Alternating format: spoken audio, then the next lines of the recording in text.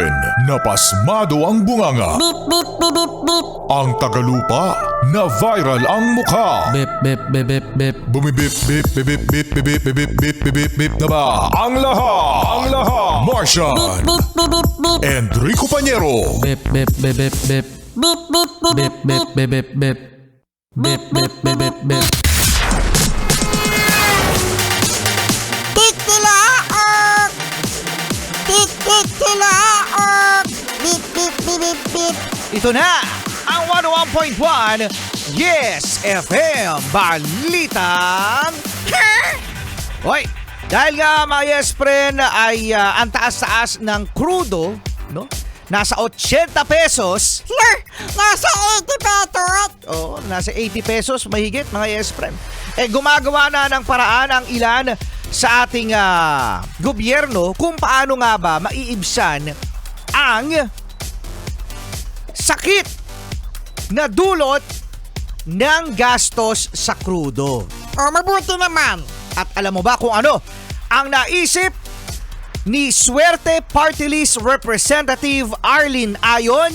Ano ang naisip at pwedeng solusyon ni Suerte Party List Representative Arlene Ayon? So, ayon kay Congresswoman, no?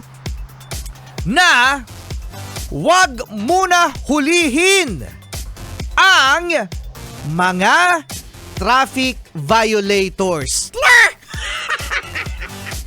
Wag muna hulihin!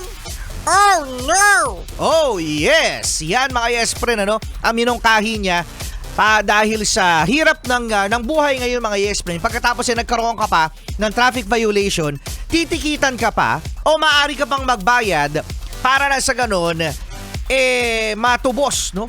Ang iyong lisensya o kaya yung penalty mga Yes Friend, no? Makakatulong daw ito para maibsan ang gastusin ng mga Pinoy. Yung traffic violation? Yung traffic violation, so ibig sabihin nun, yung mga gagawa ng mga traffic violation, yung mga hindi susunod sa batas, hindi ba-violate? Oo. Maaring may violation pero hindi sila sisingilin.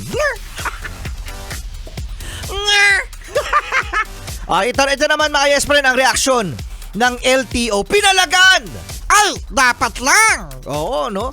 Pinalagan ng LTO yan kasi nangangamba ang LTO na kapag gagawin yan, yung hindi huhulihin ng mga traffic violation o mga violators, mga Yes Friend, magkakagulo ang lansangan. Correct! Mawawala ang road safety!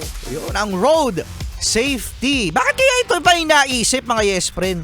Kasi naniniwala sila, Rico Pañero, mga Yes Friend, mga bata, Saan sila naniniwala? sa kasabihan na Ano yung kasabihan na yan? sometimes you have to bend the law to be able to please the people.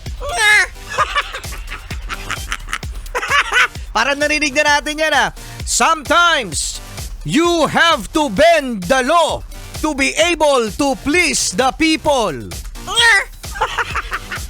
Huwag ganon, mga Yes Friend. Ang batas ay batas. Dahil kapag tayo ay nagkaroon, mga Yes Friend, ng mga napagbibigyan o dahil ngayon pa lang, mga Yes Friend, ay pinagbigyan natin ng mga traffic violators, aba, ang gulo-gulo na nga ng traffic ngayon sa Pilipinas pagkatapos pwede pang suwayin. Oo nga. Sino ulit yan? Anong party list yan? Suerte Party List. Yan kasi! Party list pa kayo dyan. Ano? Ano ba yung party list na yan? Party list! Sumusobra ka na. Yung mga party list. Hindi naman lahat ng party list. Ganyan ang mga naiisip. Hindi, party list. Mga party list, sumusobra na kayo.